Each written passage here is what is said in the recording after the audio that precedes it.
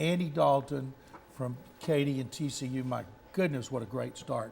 What's up with him? And I'm glad you brought that up. Andy Dalton, he's a homer. He's from Texas. This is a guy, he had a rough preseason, and everybody was saying, oh, no, if Carson Palmer really is going to hold to his belief and stick to his guns and not come back for the Cincinnati Bengals, that they're going to have to go sign a veteran. Well, right now, Andy Dalton says, no, you could trust in me. He's efficient. He's not putting up those gaudy stats like Cam Newton, but unlike Cam Newton, he's winning. You know, they've won the last 2 games. In those last 2 games, he's thrown for a combined 477 yards, and he's shown the Cincinnati Bengals fans and organization that he's going to lead this team for years to come. Now, it's up to the Bengals to do like they did with Carson Palmer and continue to get him weapons around him.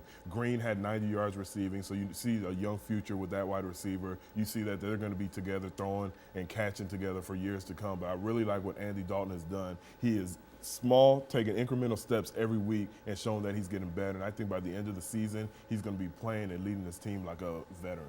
He's being well coached, too. Yes. I think Mike Brown ought to give in, find a team that needs a quarterback before the trading deadline next week, and trade Carson Palmer. And get some more pieces to build around That would Andy be so Dalton. smart, but he's too hard-headed to do that.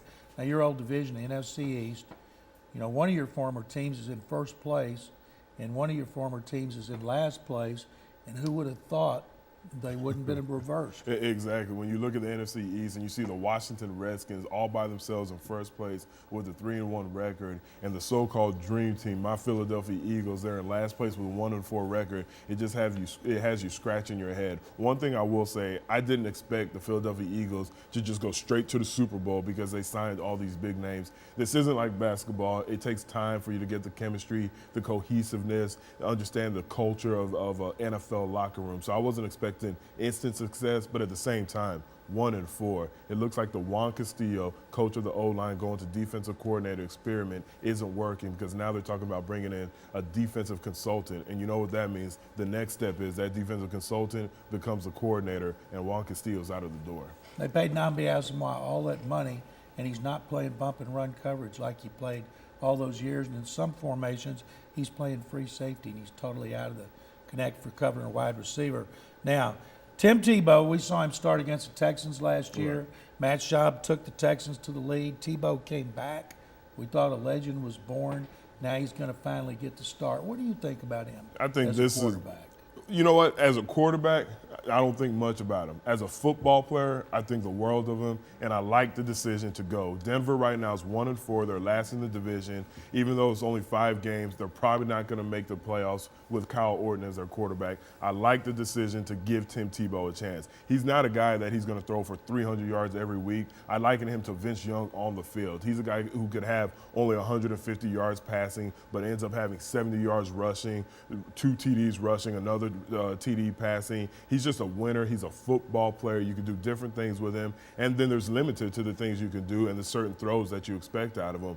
But I would like to just see him get a full season under his belt and see what he could do. If it works, you obviously keep him. If it doesn't, you say, you know what, we didn't bring him in. That was the old regime. Then you just let him go. But you give him a chance to play consistently, to play 5-6 games back to back to back, just to see what his effect will be on that entire team. I don't think they like him as a quarterback. I think they're playing him because they think it'll help him get Andrew Luck. Now, let's jump up over here to Baltimore. Ravens had that bad game at Tennessee. They've been blowing everybody else out. They've got a lot of balance. Are they a Super Bowl contender? Definitely. How can they not be? When you look at the talent, when you look at their coach, Harbaugh, who I think it must be in their family blood when you talk about the 2 Harbaugh coaches, but Coach Harbaugh, John Harbaugh, who was the special teams coach in Philadelphia and now is leading the Baltimore Ravens, he gets it. He knows how to get that team motivated. He gets them motivated, but he's also an X and O's guy. So anytime you have a team with that much talent being led by a good coach like Harbaugh, they are Super Bowl contenders. One thing that I really like is the turnovers. They're always knocking the ball out of quarterback's hand, separating receivers from the ball. They've added Bernard Pollard and Vontae Leach, 2 nasty guys from the Houston Texans, to that team. I definitely think that they are Super Bowl contenders. Big Ben limped out of Reliance Stadium. The Texans beat him. He got beat up bad, limped around in a boot all week, throws 5 touchdown passes to beat the Titans. Is he back or the Steelers back? He's back. I don't know if the Steelers are back when you look at their offensive line and you don't know what type of test that they were receiving when they were playing against the Tennessee Titans. The Tennessee Titans are so up and down. One minute they look like they could contend for the AFC South division title. The next minute they're just hoping to get over 500. So Big Ben, I don't think he ever went anywhere. Even the great players, they have their down moments. They have a series of games where they don't look like themselves. Just go to Peyton Manning last year where he had, I believe, over 7 interceptions in a 3-game stretch. So it happens to the great players. Big Ben is back, but I don't think he was gone in the first place. That's what elite quarterbacks do, and I definitely consider him to be an elite quarterback. Teams don't like that early bye week. Cowboys probably needed it. They're coming out of it. They could be 4-0. They could be 0-4. Every game's close, but they're still only 1 game out of first place.